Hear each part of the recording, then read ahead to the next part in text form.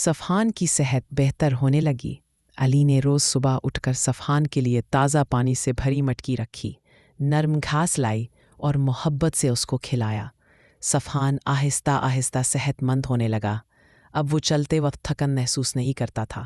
گاؤں کے بچے حیران تھے کہ واہ، صفحان کتنا خوش اور تیز ہو گیا ہے۔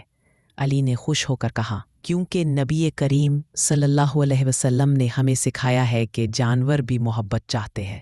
صفحان کی بہادری۔ ایک رات اچانک گاؤں کے قریب صحرا میں تیز آندھی چلنے لگی۔ ریت اڑ رہی تھی، درخت جھوم رہے تھے اور چھوٹے گھروں کی چھتیں ہل رہی تھی۔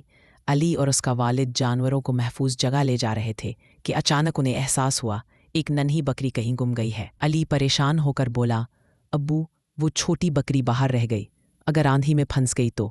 اچانک صفحان اونٹ زور سے آواز نکالتا ہوا آگے بڑھا۔ ایسا لگ رہا تھا جیسے اس نے بکری کے بہنے کی آواز سن لی ہو۔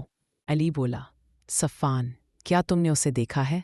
صفحان تیز قدموں سے صحرا کی طرف بھاگا اور ریت کے تودے کے پیچھے سے وہ ننھی بکری مل گئی جو ڈر کے مارے کانپ رہی تھی۔ صفحان نے اپنا جسم آگے کر کے بکری کو تیز ہوا سے بچایا۔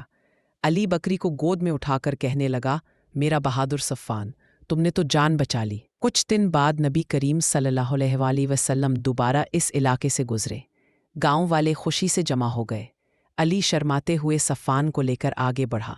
صفحان جیسے ہی نبی کریم صلی اللہ علیہ وآلہ وسلم کے قریب پہنچا، ایک بار پھر ادب سے سر جھکا دیا۔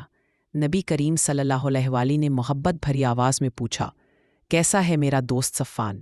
علی نے خوشی سے بتایا، یا رسول اللہ صلی اللہ علیہ وآلہ۔ صفحان نہ صرف ٹھیک ہو گیا ہے بلکہ اس نے آندھی میں ایک بکری کی جان بھی بچائی۔